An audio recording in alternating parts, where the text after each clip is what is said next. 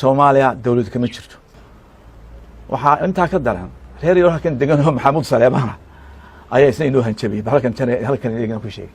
Suudaanka ay warsigeen waxa leeyahay war wala Maxamuud Saleebaan aan wax ka aqdicinayn dhulkaaga dagaal ka gelin. Horta marka ugu horeysa Soomaaliya dawlad kama jirto. qalad weyn bay ahayd inaynu nidhaaho Soomaaliya la hadlinaa. dawlad aan jirin in la hadlo maaha. laga bilaabo waxaan jecelahay madaxweynuhu ku soo noqdo in qaraar la soo saaraa dawlad soo saartaa la yidhaahaa wax wada hadala oon Soomaaliya la yeelanna maadaama aanay jirin dawlad Soomaaliyeed oo dadka ka wakiila oo nala siman oo dadku soo doorteen oo cashuur qaadata oo xuduudiyeeda ilaalisa oo badeeda ilaalisa aanay jirin la fariisan mayno. Somaliland iyo Soomaaliya laba dalbe ahaayeen mid waa jiraa kii kale ma jiro. ka kale markuu Ilaahay subxaanahu wa tacaala u yimaado oo waliba gacan ka geysan inagu ayaan wada hadli doonaa.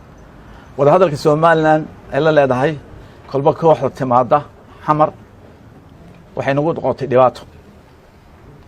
marka wadamada u tagno aan ilaahay waxaan jecelahay inaanu dal jiri jiraan nahay 60kii iyuu ka baxay in i'tiraafnaan baan rabnaa waxay ilaahan dawladda idin wada socon Soomaaliya de ka hor dhici mayno bilow heshiisyaane. marka dhibaato bay noo keentay. waxa adduunka dawladaha i'tiraafa dawlad i'tiraaftay member states ay i'tiraafa failed state dawlad aan jirin oo aynu dawladii aynu isleeyahay ka adkaanay ka bacay dawladii ma jirin. marka waxaan leenahay wada hadalada hala joojiyo xiriirku hala joojiyo biidihiina aleedin dawladda Soomaaliya ma jirto. maanta ciyaalkan Koreeda ah dadkii dalka u badnaa dawladii afweyne nacabka ahaa riday ficiltamiyaan ayuu ka soo dhaxbay ninkan yar la yiraahdo Farmaajo. fiila Soomaaliya waxa fadhiya wax weeye Farmaajo عود جمالك دهارات يا عبد العزيز عبد السعيد نكايرا أفتاين ما فديها waxay ku tashadeen inay Soomaaliya dib ugu celiyaan kacaanki waa caruurtii kacaanka Dadaab iyo laga qaaday xiriyaha qaxoontiga Kenya oo wax ku soo bartay halka oo ciil qaba. waxay isticmaalayaan laba arrimood mid waa mid lacag ba isticmaalayaan wadamo shisheeye ka heliyaan mid waxay isticmaalayaan nabad sugidii wadamada dictatorska iyo ciidamo shisheeye. waa taasi keentay in baydhaba 15 qof ku dilaan qofkii doonaya ay saaraan ninkii dadku doonaya xiraan. waa ta keentay in maalin kasta xamar ay dadka ku laayaan dadka bajaajka wada ku laayaan. waa ta keentay inay guriga ugu dhacaan dadkii xoreeyay Soomaaliya ka xoreysiyad bare. waa ta keentay inay meedkooda xitaa cidla ku aasaan.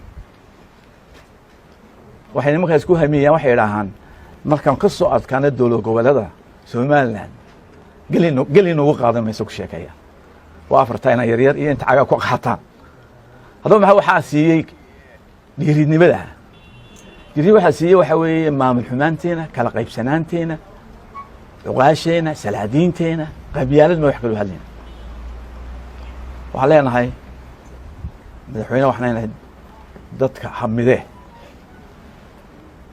madaxweyne waa dadka mideeya daldalaacii ka soo qabtay ku dhacay doorashadii ka kaba. waxaan leenahay waa in doorasho u qabtaa dawladaha hoose iyo wakiilada qabta. dalkan waxa weeye waxaad moodaa imanka inuu istaagay aanu shaqaynin. taas waxay keentay frustration dhalinyarteeni caankii faqashta hawadaan qaarkood ay xamar tagaan qaarkood u heesaan niyad jabba ku dhacay dadka. waa dadka niyadooda la soo hagaajiyo. wadan laguma wada karo micro management ninka waa single minded masakili iyo qofku ma wadi karo. waxa intaa ka daran reer yar halkan degan oo Maxamuud Saleebaan ayaa isna inoo hanjabay halkan iyaga ku sheegay. Maxamuud Saleebaan waa Cabdi Ciise ka badan Cabdi Ciise maamul bay samaysteen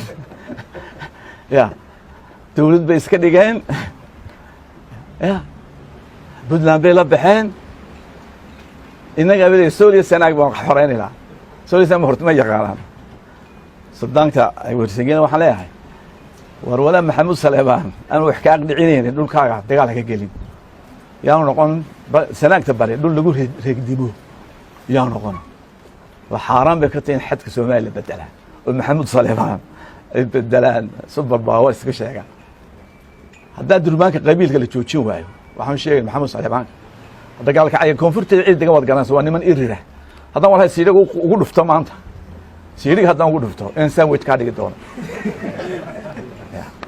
xamarku way joogan saasan u sheegay xamar waa magaaladeedii haddaan maanta tago walaala joogin marka aad anaga xamar magaaladeeda naga dumin karo maxamed siyaas baa naga dumin kari waaye ya afartiyada ciyaalkii kureedii Soomaaliya wax ma yeeli karaan